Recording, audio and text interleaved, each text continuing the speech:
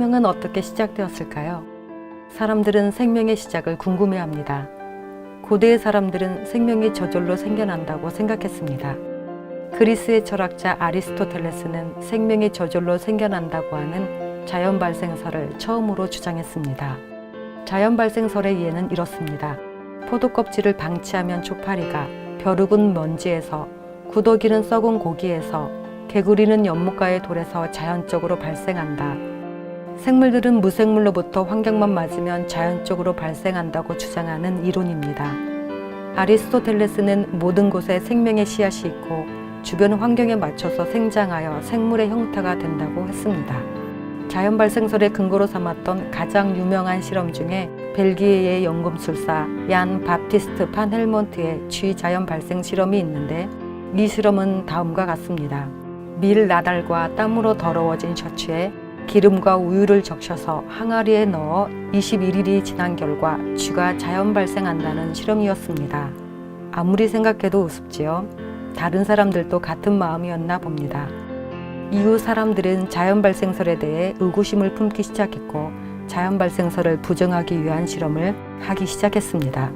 대표적인 실험 중 하나는 1665년 프란체스코 레디의 생선을 이용한 실험이었습니다.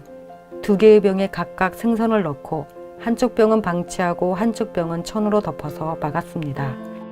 그냥 놔둔 병은 날벌레가 꼬이지만 천으로 덮은 병에는 날벌레가 꼬이지 않았습니다.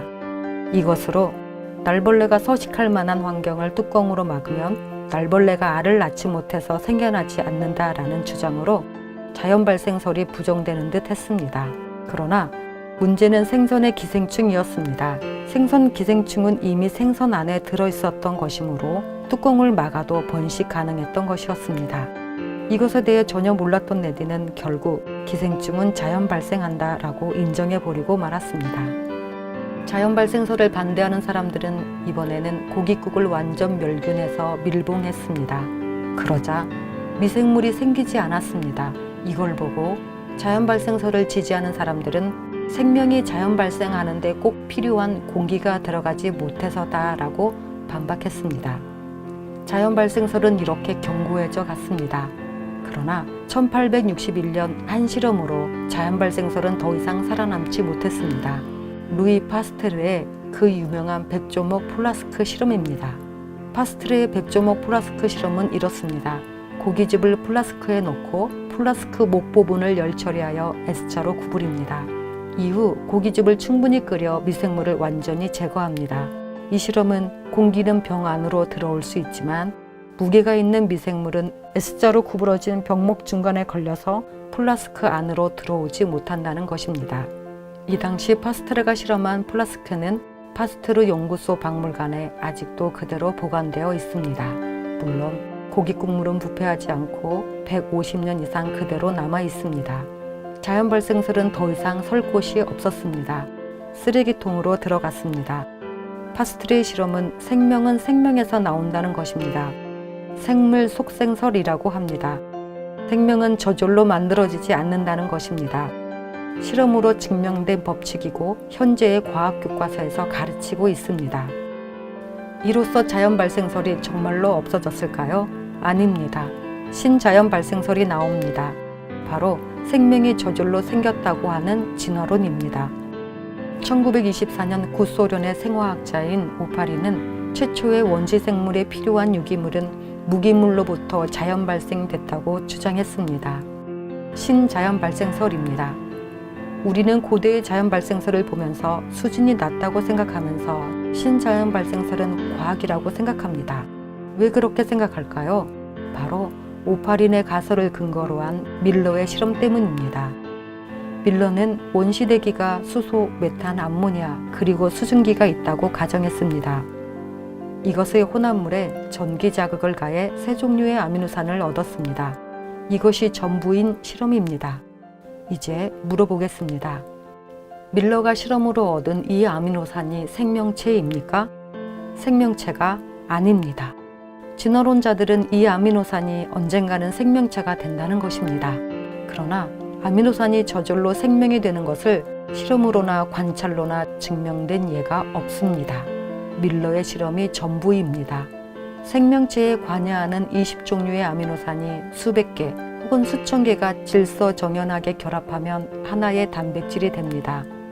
단순하게 질서정연하게라고 말했지만 이것은 기적에 가까운 질서입니다. 이 늘어선 아미노산이 3차원 혹은 4차원 입체로 접해야 하나의 단백질이 됩니다. 단백질 하나가 우연히 만들어지려면 10조 년의 시간도 부족하다는 확률 계산이 있지만 이것은 논외로 하겠습니다. 다시 생각해 봅시다. 단백질이 모여 있으면 생명이 저절로 만들어지나요? 손톱을 잘라 오랜 시간 방치하면 생명이 되나요? 단백질 덩어리잖아요.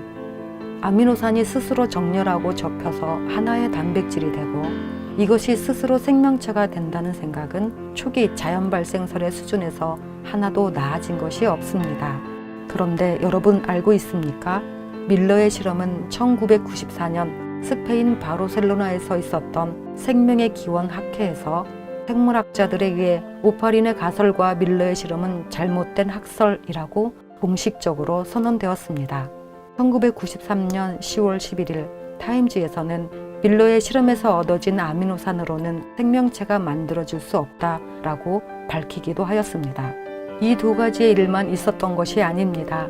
1953년부터 수십 년 동안 이 이론과 실험이 잘못되었다는 증거와 논문과 과학계의 의견이 계속 있었습니다. 과학자들은 이 실험이 무생물에서 저절로 생명이 만들어졌다고 말하기에는 너무나 많은 오류를 가졌고 원시대기에 대한 가정이 잘못되었다는 것을 알고 있었습니다. 이런데도 밀러의 실험이 생명의 기원을 밝혀준 것처럼 아직도 말하는 이유가 무엇일까요? 사실 생명의 기원에 관하여 내놓을 수 있는 실험이 이거 하나밖에 없기 때문입니다. 지금도 얼마나 많은 시간과 돈을 들여 실험하고 있겠습니까? 그런데 생명의 기원을 보여줄 실험은 아직도 없습니다. 기원에 관해서는 과학도 믿어야 하는 영역입니다. 여러분은 혹시 진화론의 가설과 이론을 믿고 있습니까? 믿음의 기반이 믿을만한가요? 그 기반은 우연히 저절로 긴 시간이라는 것을 알고 있습니까? 파스테르가 왜 자연 발생설을 부정하는 실험을 하게 되었을까요? 성경을 믿는 과학자였기 때문입니다. 생명은 생명이신 하나님으로부터 시작되었다는 것을 입증하고자 한 것입니다. 예수님은 내가 곧 길이요 진리요 생명이다 라고 선언합니다. 나의 생명이 우연히 긴 시간 속에서 저절로 생겼는지 아니면 창조주 되신 하나님에게서 왔는지 깊이 묵상하는 시간이 되길 바랍니다. 선택은 여러분의 몫입니다.